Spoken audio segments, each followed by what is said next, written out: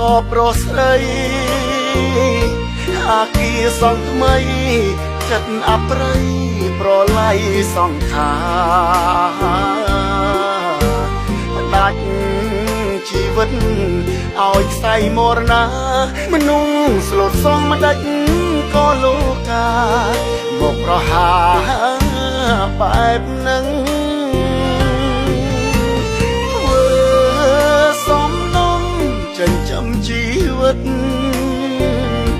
ហត់នឿយមិនគិតព្រួងជីវិតដើម្បីគ្រួសារផ្ដល់ឲ្យកូនបានទៅសិក្សាតែថ្ងៃនេះត្រូវលាលោកាបានអ្នកណាមើលកូនទៅ22មិថុនាអ្នកណាមិនស្លុតអាគារបាក់ស្រត់សង្កត់ផ្ដាច់យកសងខាកម្មករសំណងស្លាប់យ៉ាងខ្លោចផ្សាលើកដៃសំពាក់ទេវតាអ្នកណា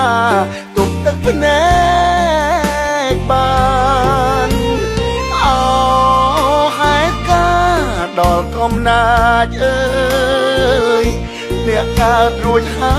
យបនសល់ឲ្យមនុស្សទុកខ្លោចផ្សារងឈឺចាប់បាត់បង់គ្រួសាររឿងបែបនេះបនទោសអ្នកណាតែហេតុការណ៍កើតឡើងទៅហើយ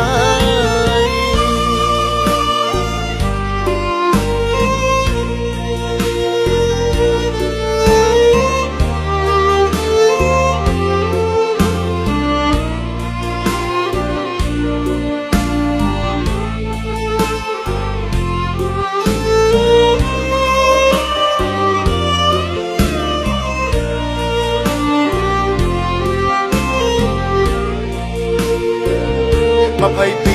មិថុនាអ្នកណាមិនស្លុតអាគារបាក់ស្រត់សង្កត់ផ្ដាច់យកសងខា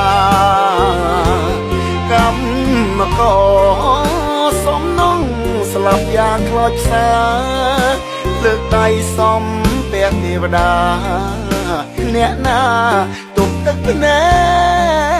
កបានអោហេតុការដល់កំណាចអើយអ្នកកើតរួចហើយបនសល់ឲ្យមនុស្សទុកខ្លោចផ្សារងឈឺចាប់បាត់បង់គ្រួសាររឿងបែបនេះបនទោសអ្នកណាតែហេតុការណ៍កើតឡើងទៅហើយ